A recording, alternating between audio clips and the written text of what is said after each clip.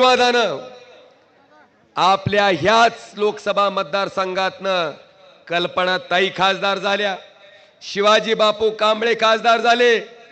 मला हेच त्यांना सांगायचं होतं की बाळासाहेबांनी घडवलेले कडवट सैनिक या ठिकाणी आहे आणि तुमचा राजकीय जन्म झाला नव्हता त्यावेळेस बाळासाहेबांनी ह्या भागातून 3 वेळेस बाळासाहेबांवर विश्वास दिले होते.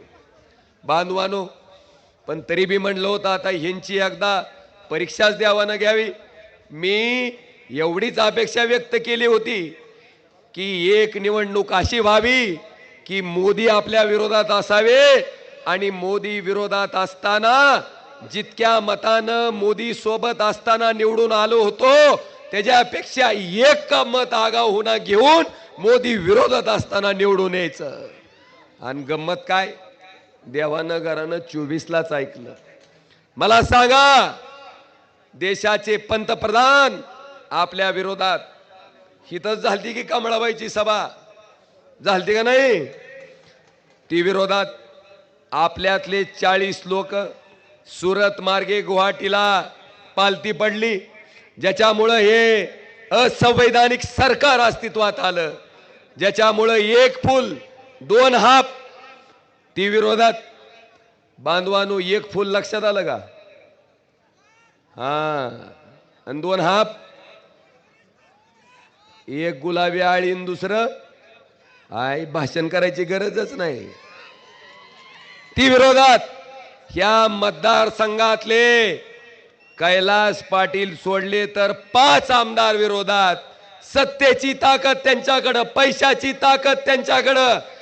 इतकी प्रतिकूल परिस्थिती असताना सुद्धा सामान्य जनतेसाठी जे 5 वर्ष आम्ही त्या ठिकाणी खर्ची घातले, बांधवानो, लोकप्रतिनिधी आणि लोकांचं नातं कसं असतं हे बघायचं काम, हे दाखवायचं काम आपण त्या ठिकाणी घडवलं. आणि ज्या मोदीमुळे आला, मोदीमुळे आला, मोदीमुळे आला म्हणत होते, तुमच्या सगळ्याच्या आशीर्वादानं मोदीपेक्षा दुप्पट मतानं तुम्ही त्या ठिकाणी लोकसभेत मला पाठवायचं काम केलंय. बांधवानो, एवढंच नाही, महाराष्ट्राच्या लोकसभेत जेवढे खासदार निवडून गेले त्याच्यात सगळ्यात जास्त 2 नंबरच्या लीडनं निवडून यायचा विक्रम सुद्धा आपल्या सगळ्याच्या आशीर्वादानं त्या ठिकाणी माझ्या नावावर आहे. आज 2.5 वर्ष आपण सत्तेत होतो, त्याच्यातले 2 वर्ष कोरोनामध्ये गेले.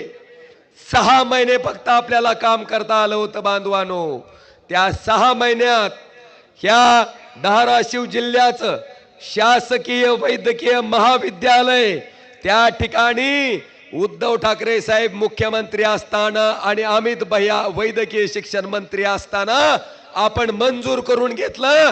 आणि आनंदाची गोष्ट, ह्या वर्षी डॉक्टर झालेली मुलं त्या मेडिकल कॉलेजमधनं बाहेर पडतात. बांधवानो, जे म्हणतात काय केलं काय केलं काय केलं, जरा त्याला सांगावं. हे केलं बाबा म्हणावं.